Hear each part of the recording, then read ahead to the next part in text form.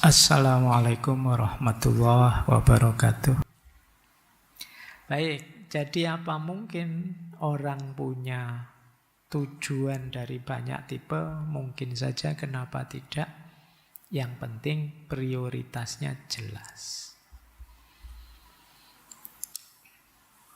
Terus, ini perlu saya sendirikan. Menjawab kelompok tadi loh, nihilisme. Apa ngapain diatur-atur? Tujuan lah, makna hidup dijalani saja. Wong hidup itu seabsurd itu. Kita narget-narget ya paling akhirnya ya melenceng. Kita bertujuan ya tidak sesuai harapan. Wong hidup ini seabsurd itu kan ya. Klaimnya kelompok nihilis. Ayo kita cek. Sekarang kita suruh menjawab aliran-aliran filsafat terhadap nihilisme. Yang pertama, jawabannya orang-orang eksistensialis. Kalau orang nihilis tadi bilang Allah, tidak usah dimaknai, tidak usah dituju. Wong hidup ini absurd. Orang eksistensialis akan jawab begini, iya hidup ini absurd. Tapi kan kita bebas menciptakan makna sesuai keinginan kita. Jadi makna itu tidak ditemukan tapi kita ciptakan. Hidup jadi bermakna ketika kita memilih arah, menciptakan target dan bertanggung jawab atas target itu. Itu menegaskan bahwa kita ini orang bebas. Kita ini manusia yang menguasai sepenuhnya hidup kita. Ini jawabannya orang-orang eksistensialis. Jadi iya, hidup itu serba tidak pasti. Tapi dengan kita menetapkan tujuan, kemudian memperjuangkannya, bertanggung jawab atas itu sebenarnya menegaskan betapa kita menguasai hidup kita. Disitulah kita eksis jadi diri kita sendiri. Bukan yang diombang-ambingkan oleh situasi kiri kanannya. Ini jawaban versi eksistensialis. Sebenarnya yang punya teori absurd itu kan Albert Camus. Camus sendiri bilang ya berontaklah, rebel. Tidak masalah. Di situ kita menegaskan diri. Hidup ini memang absurd, tapi mari kita ciptakan makna versi kita. Lanjut. Kalau ini jawabannya orang beragama. Katanya siapa? Hidup itu tidak ada maknanya. Tuhan sudah memberikan makna. Kita dihadirkan ke muka bumi ini, tadi loh ayat yang awal, tidak iseng. Kita diberi amanat, diberi tugas oleh Allah di muka bumi ini. Mungkin dengan akal sulit kita mengejar makna yang paling ideal. Itulah kenapa agama menyediakan fasilitas menunjukkan makna hidup yang paling hakiki. Nah, ini khas jawaban religius. Nah, nanti ada lagi jawaban versi humanisme. Jawaban versi humanisme itu nanti berhubungan dengan kondisi realnya manusia. Yang itu dipenuhi oleh keinginan-keinginan dalam hidup. Manusia itu kan di antara pencirinya yang membedakan dia dengan makhluk yang lain itu dia punya akal, punya kehendak, punya keinginan-keinginan. Yuk. Dengan berteori nihilisme, menafikan segala sesuatu, pada akhirnya bisa menjatuhkan orang jatuh pada kekosongan eksistensial. Menegaskan bahwa kita itu tidak akan menguasai hidup ini. Kita bukan apa-apa, kita bukan siapa-siapa. Itu membuat kita drop. Maka penting kemudian kita punya makna dalam hidup ini. Ayo kita buat kalau kita tidak punya. Kita punya tujuan, ayo kita target kalau kita tidak punya. Di situ hidup kita jadi berarti. Ini seperti teorinya Abraham Maslow tadi ya. Di depan saya singgung sedikit itu. Butuh aktualisasi diri. Oke. Terakhir, ini jawaban simpel dari kelompok pragmatis. Kalau pragmatis itu tidak usah terlalu banyak teori, yang penting gunanya apa gitu saja. Itu pragmatis. Kata orang pragmatis, punya makna itu membuat hidup ini lebih semangat, lebih produktif. Bayangkan kalau kita melihat hidup ini kekosongan saja, itu ya kita jadi males menghidupkan hidup yang penuh semangat itu. Tapi dengan kita punya makna, kita lebih semangat. Misalnya ya, kalian memaknai diri sebagai orang yang soleh, yang dekat dengan Tuhan. Itu kan membuat kalian terus jadi rajin beribadah gitu.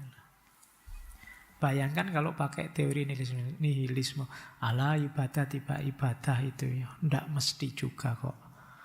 Yang ibadah bisa ndak selamat, yang ndak ibadah bisa saja selamat. Hidup ini ya absurd. Ini nanti kalau kayak itu kamu jadi ndak semangat. Kata orang pragmatis, sudahlah dengan punya makna kita hidup lebih semangat, lebih produktif. Nah ini versi jawaban terhadap kelompok nihilis. Ada versi pragmatis, versi humanistik, eksistensialis, bahkan versi religius. Satu lagi, ini kalimat yang paling sering kita dengar. Alah pak, hidup itu biarkan mengalir saja. Ini kalian sering pakai diksi ini ya. Hidup itu mbok mengalir saja.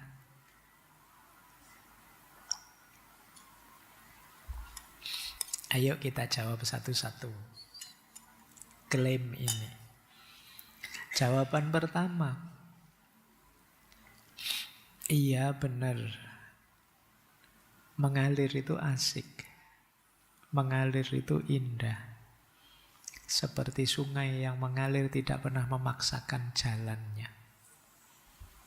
Tetapi sungai yang kalian pakai analogi itu arahnya jelas, muaranya jelas, pada akhirnya ke laut. Jadi jangan dikira sungai yang mengalir itu sekedar ikut saja, tidak tahu tujuan akhirnya. Tahu dia. Tujuan akhirnya kemana? Ke laut pada akhirnya. Bandingkan kalau kita mengalir. Kita yang mengalir tidak tahu pada akhirnya kita kemana. Jadi mengalir mungkin memang perlu. Tapi kita juga harus bisa memastikan aliran itu membawa kita kemana. Ke laut atau ke rawa-rawa. Jadi kalau sudah jelas, sana loh Pak. Tujuan akhirnya rute ini, ya mengalirlah ke sana. Jadi jangan sebelum tahu akhirnya kalian sudah mengalir. Ya, ini alasan pertama untuk tidak mengalir saja. Bahkan kalau dihubungkan dengan air kan ada peribahasa yang terkenal sekali. Hanya ikan mati yang berjalan mengikuti arus air. Karena kalau ikan hidup dia bisa melawan arus. Jadi kalau kalian hanya mengalir saja ya seperti ikan mati sebenarnya.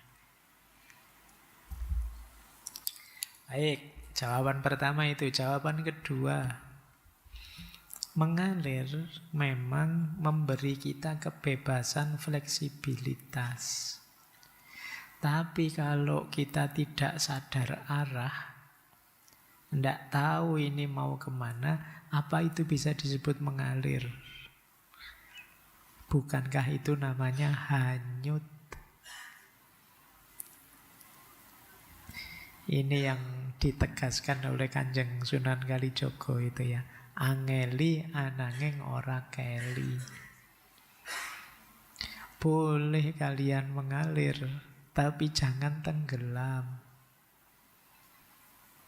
Tidak tenggelam itu berarti kalian sadar ini aliran mau kemana.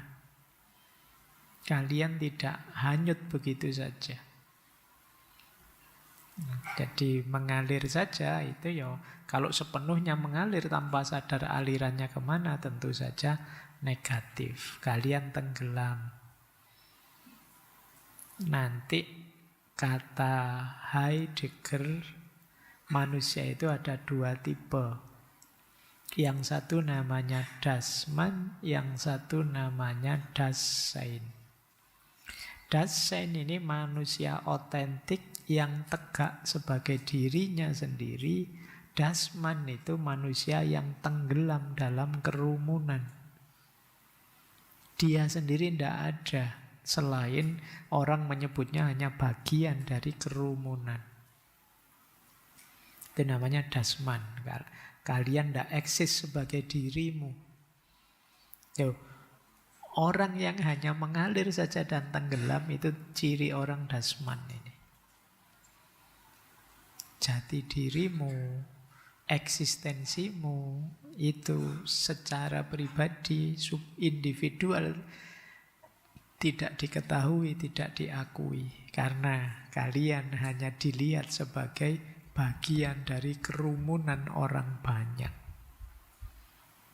Nah, maka Sunan Kalijogo menyebut, ya mengalirlah, tidak apa-apa, tapi ya jangan sampai tenggelam. Berarti kalian tetap tegak, tetap sadar, meskipun mengikuti aliran.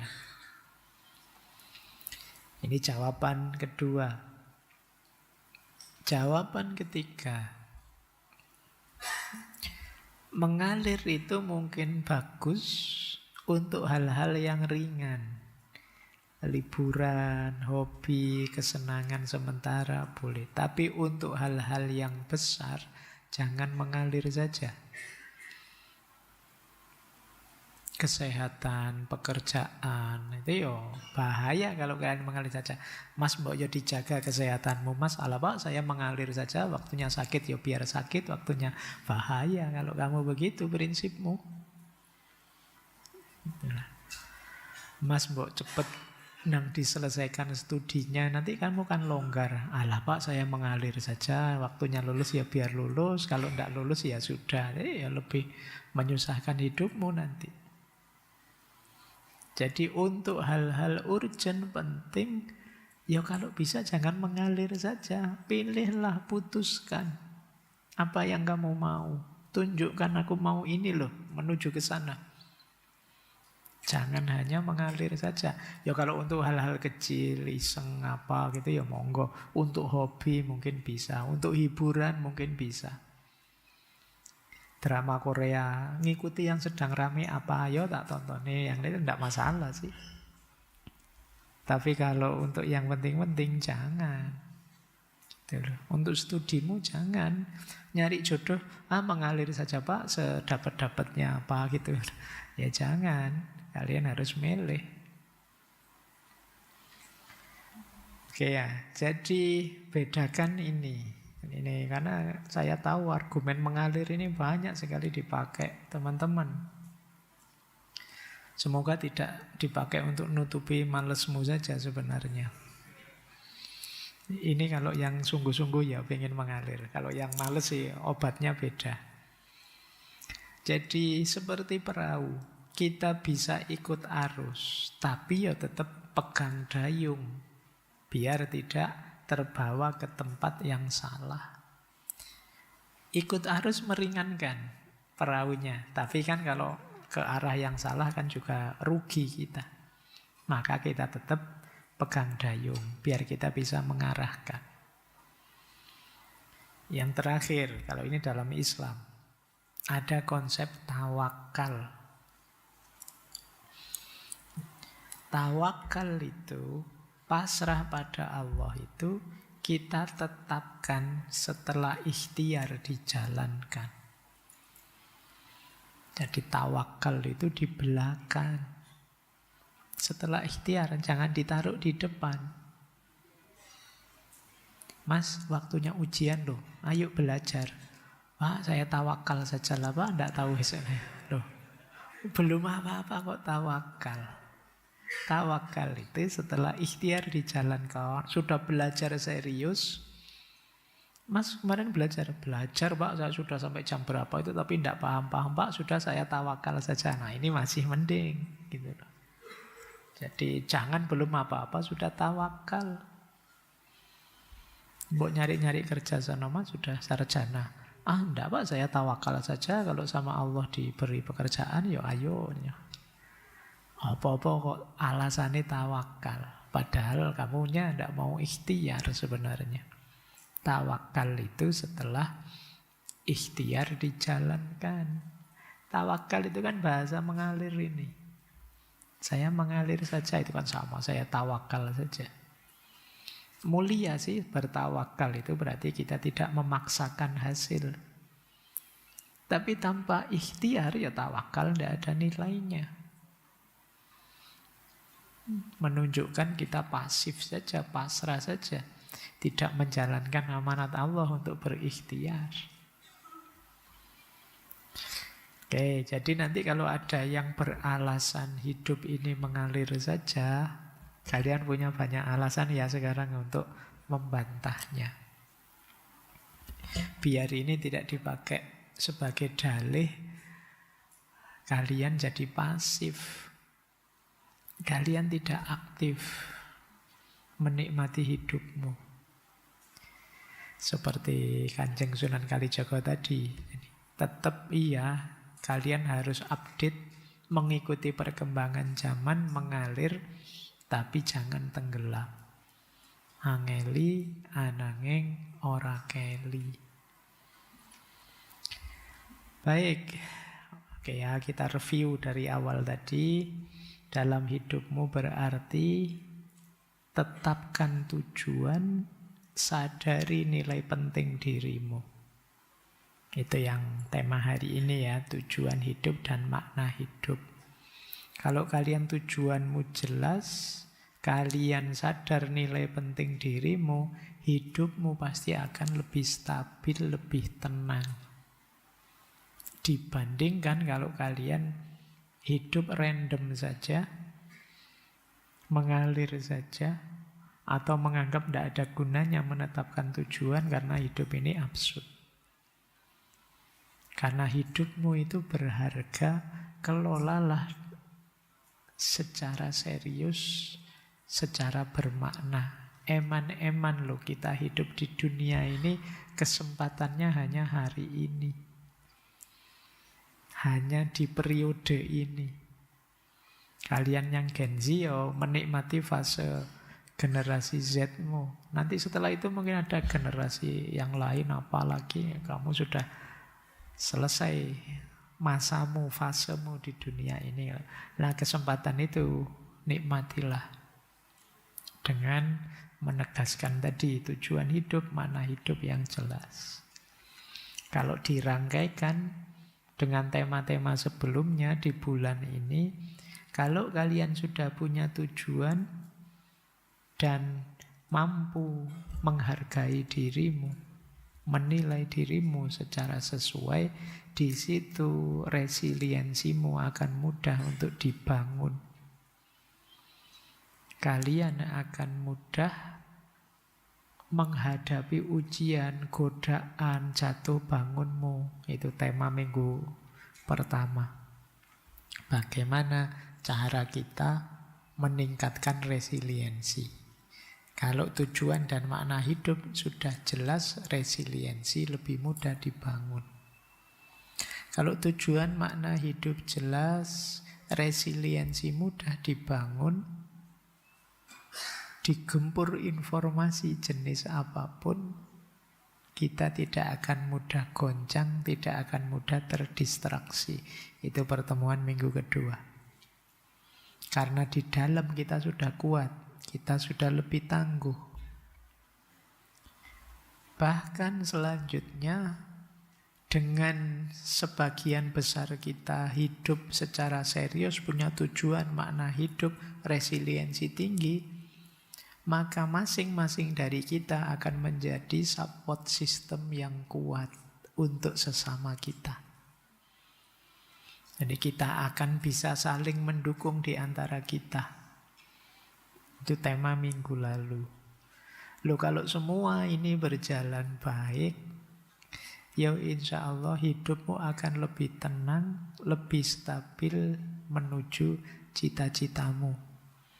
Secara luas ya menuju cita-cita kita bersama bangsa Indonesia. Tahun 2045 katanya generasi emas itu ya. Saya tidak tahu emasnya sudah harga berapa tahun itu ya. Tidak usah mikir jauh-jauh, yang penting kalian bangun dirimu sekarang.